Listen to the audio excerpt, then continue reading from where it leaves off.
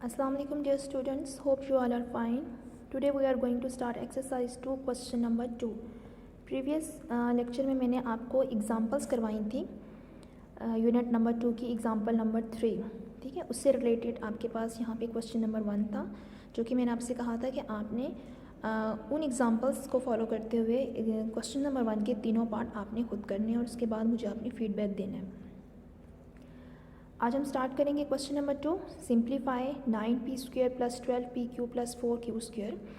तो अगर आपको आइडेंटिटी याद हो जो हमने कल सीखी थी, a + b का whole square equal to a² + 2ab + b²। हमारे पास है a² + 2ab + b² equal to a + b का होल स्क्वायर। इस आइडेंटिटी को आपने बहुत अच्छी तरह से याद करना है और यही आइडेंटिटी आगे आपके क्वेश्चंस में भी यूज़ होगी।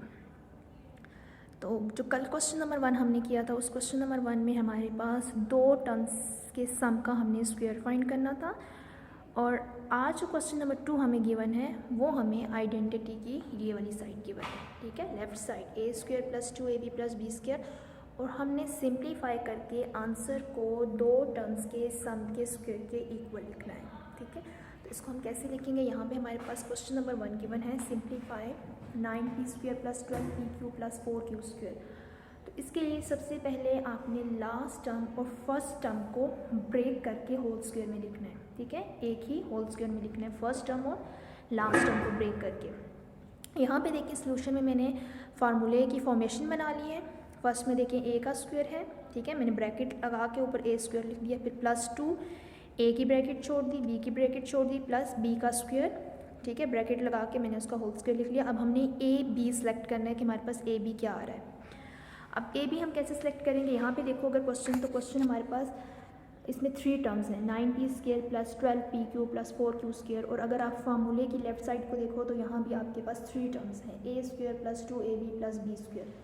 अब इन 3 टर्म्स में से हमने जो फर्स्ट और लास्ट टर्म है उसको ब्रेक करके हमने a और b सेलेक्ट करना है, ठीक है। यहाँ पे देखिए हमारे पास फर्स्ट टर्म है 9p²।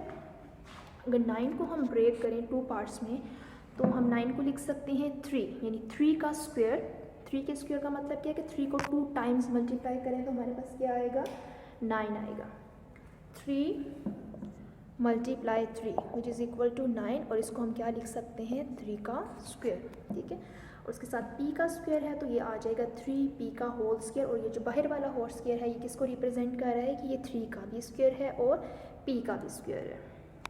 इसी तरह से 4q² को हम ब्रेक करेंगे तो 4 किसका स्क्वायर होता है, 2 का, यानी 2 × 2 इक्वल टू 4, तो ये हमारे पास 2 का स्क्वायर बन जाएगा। और q का स्क्वायर हम कैसे लिखेंगे, 2q का होल स्क्वायर, और इस होल स्क्वायर का मतलब है 2 का भी स्क्वायर है और q का भी स्क्वायर है, ठीक है। अब हमने इसमें से a और b सेलेक्ट करने हैं। a हमारे पास क्या होगा, 3p, और b हमारे पास क्या होगा, 2q, ठीक है। a स्क्वायर है ना, यानी स्क्वायर के अंदर वाली ये जो टर्म होती है ये a होगी, और इस स्क्वायर के अंदर वाली टर्म ये जो 2q है ये हमारे पास क्या होगी, b होगी। तो अब जो मैंने फार्मूले की फॉर्मेशन बनाई थी उसमें a की जगह a की वैल्यू पुट करेंगे, b की जगह b की वैल्यू पुट करेंगे, तो यहाँ पे हमारे पास क्या आ जाएगा, 3p होल स्क्वायर मैंने पहले लिख लिया है, प्लस 2a। a क्या है हमारे पास, 3p, b क्या है 2q, और c क्या है b का स्क्वायर क्या हो जाएगा, 2q का होल स्क्वायर आ गया, ठीक है।